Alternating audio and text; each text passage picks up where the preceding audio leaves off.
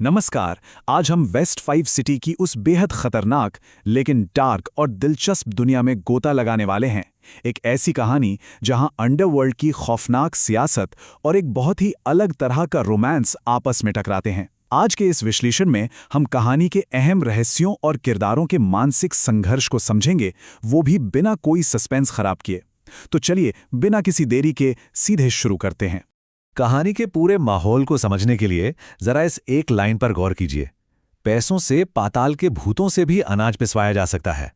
सुनने में एकदम फिल्मी और ड्रामेटिक लगता है ना, लेकिन वेस्ट 5 सिटी में यही कड़वी और खौफनाक सच्चाई है। यहां हथियारों को इंसान नहीं समझा जाता, बल्कि सिर्फ इस्तेमाल किया जाने वाले हथियारों या कह लीजिए कुत्तों की तरह देखा जाता है, जिनकी अपनी जान की कोई कीमत नहीं होती। तो चलिए सबसे पहले बात करते हैं हमारे पहले हिस्से की, the Assassin's and the nurse, यानी एक हत्यारा और एक नर्स। अब इस पूरी कहानी के स्टेक इतने हाई क्यों हैं? इसे समझने के लिए हमें यान वंग हॉल को जानना होगा। ये असल में एक अंडरवर्ल्ड सिंडिकेट है जो पैसे लेकर हर तरह के गंदे काम करता है। और इसे चलाता कौन है? जियान हेंग, एक ऐसा आदमी जिसके शब्दकोश में दया नाम की कोई चीज ही नहीं है। जियान परिवार का कंट्रोल इतना सख्त है कि यहां जिंदा रहने के लिए करुणा या रहम की कोई गुंजाइश नहीं है। यहां दया दिखाने का सीधा सा मतलब है मौत। हमारे जो दो मुख्य किरदार हैं ना, वो एक दूसरे से बिल्कुल अलग हैं, एकदम ऑपोजिट। एक तरफ है फैन वुजियो, जिसे सब ब्लैक इम्पर्मनेंस कहते हैं। ये सायों में पलता है, हत्यारा है और इसका कोई असली नाम तक नहीं है। दूसरी तरफ है निंग एनान, एक इंटर्न नर्स जो जिंदगी की कीमत समझती है, धूप में रहती है। मतलब एक अगर घना अंधेरा है तो दूसरी एकदम चमकदार रोशनी। अब होता क्या है, जब अनान वूजियो की जान बचाती है, उसके घाव पर पट्टी बांधती है, तो वूजियो उसे बहुत बुरी तरह खुद से दूर धकेल देता है। लेकिन ठहरिए, यहाँ एक बहुत बड़ा कैच है। ये नफरत नहीं है। वो असल में अपनी इकलौती कमजोरी को अपने बॉस जियान हेंग की नज़रों से बचाने की एक हताश कोशिश कर रहा है। उसे पता है कि अगर सिंडिकेट को अनान के बारे में भनक भी लग गई तो वो मारी जाएगी। वूजियो के दिमाग में एक बात बहुत गहराई तक बैठी है। वो मानता है कि कुछ लोग रोशनी में रहते हैं और कुछ सिर्फ सायों में रहने के लिए ही बने होते हैं। उसके लिए ये कोई मामूली ख्याल नहीं, बल्कि उसकी सबसे बड़ी और दर्दनाक सच्चाई है। उसे लगता है कि उन दोनों की दुनिया कभी एक हो ही नहीं सकती।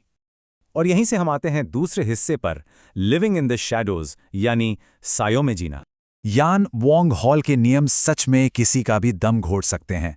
वो जियो और उसका पार्टनर लाओ बाय, जिन्हें ब्लैक और वाइट इम्पर्मनेंस कहा जाता है, वो जियान परिवार के लिए बस वफादार गुर्गे हैं। अगर उन्हें जिंदा रहना है तो जी हुजूरी करनी ही होगी। आपको पता है, इनकी एक मेंटर हुआ करती थी, आंट चिंग। उन्हें बेरहमी से खत्म कर दिया गया था। क्यों? क्योंकि प्यार उनकी कमजोरी बन गया था। इस दुनिया में प्यार करने का मतलब है खुद अपनी कब्र खोदना। लेकिन दूसरी तरफ अनान है, जो इन सब खतरों से बिल्कुल अनजान है, या शायद बेपरवाह है। वो अनाथालय की अपनी हेडमिस्ट्रेस की एक बात को दिल से लगा लेती है। प्यार पर जोर नहीं चलता, लेकिन अगर कोशिश ना की जाए तो जिंदगी भर पछतावा होता है। और इसी सोच के साथ वो अपनी जान की परवाह किए बिना वूजू के करीब जाने की ठान लेती है। अब कहानी में आता है एक बहुत ही डार्क ट्विस्ट, हमारा तीसरा हिस्सा, द पपेट कैंप सीक्रेट। जरा 13 साल पीछे चलते हैं। ये टाइमलाइन एक बहुत ही खौफनाक सच बयां करती है। 13 साल पहले अनान के भाई एंगसन ने एक मेडिकल डोनेशन फॉर्म साइन किया था। और ठीक उसी वक्त वूजू अपनी बीमार बहन के लिए एक दिल का इंतजाम करने के लिए पपेट कैंप में 49 लोगों से मौत की लड़ाई लड़ रहा था। और सबसे दर्दनाक बात बताऊं, एंगसन का दिल वूजू की बहन को मिला तो जरूर, लेकिन दोनों में से कोई भी जिंदा नहीं बच पाया। ये एक ऐसा मोड़ है जो इन दोनों किरदारों को एक गहरे दर्द से जोड़ देता है।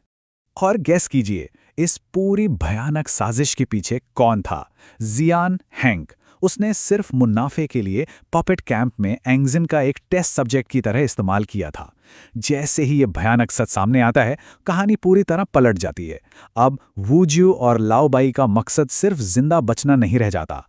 अब उनके अंदर जियान हेंग के खिलाफ बदले की एक ऐसी आग सुलग उठती है जिसे बुझाना नामुमकिन है। और यहीं से शुरू होती है असली जंग। चौथा हिस्सा, वॉर इन द अंडरवर्ल्ड। अब वुजियो और लाओबाई जो करते हैं वो किसी मास्टरमाइंड से कम नहीं है। वो अंडरवर्ल्ड के गैंग्स को आपस में बड़ी ही चालाकी से भिड़ा देते हैं। रोंगचेंग के लिन परिवार को जियानहेंग के खिलाफ सबूत थमा दिए जाते हैं।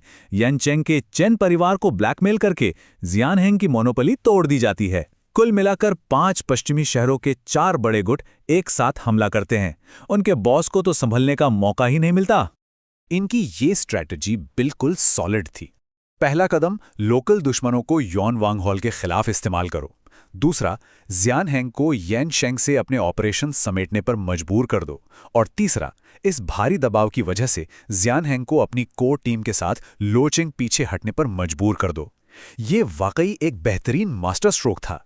अब आते हैं कहानी के आखिरी और सबसे इमोशनल पड़ाव पर। 5वां हिस्सा, द 3 ईयर प्रॉमिस, यानी 3 साल का वादा।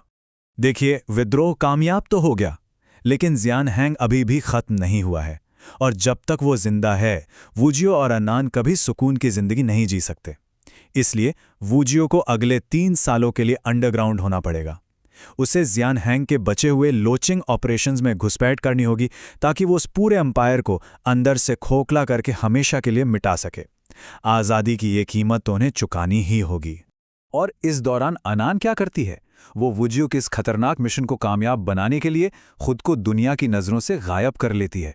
वुजियो उससे कहता है, अंडरवर्ल्ड के एक गुर्गे की कोई कमजोरी नहीं हो सकती। अगर मेरी कोई कमजोरी है तो तुम्हें उसे छिपा कर रखना होगा। सच्ची आज़ादी पाने के लिए उन्हें एक दूसरे से दूर रहने की ये भारी कीमत चुकानी ही पड़ती है। तो आखिर में ये सब हमें एक बहुत ही बड़े सवाल पर लाकर खड़ा कर देता है। क्या फैन वुजियो वाकई इन 3 सालों में जियानहेंग को पूरी तरह तबाह कर पाएगा, या फिर उसकी ये छुपी हुई कमजोरी यानी अनान पकड़ी जाएगी? ये एक ऐसा सवाल है जो सोचने पर मजबूर कर देता है और दिमाग से जल्दी जाता नहीं। रोशनी और सायों की ये जंग अभी खत्म नहीं हुई है। खैर, आज के इस विश्लेषण में बस इतना ही। उम्मीद है आपको इस खतरनाक और दिलचस्प दुनिया को समझने में उतना ही मजा आया होगा जितना मुझे आया।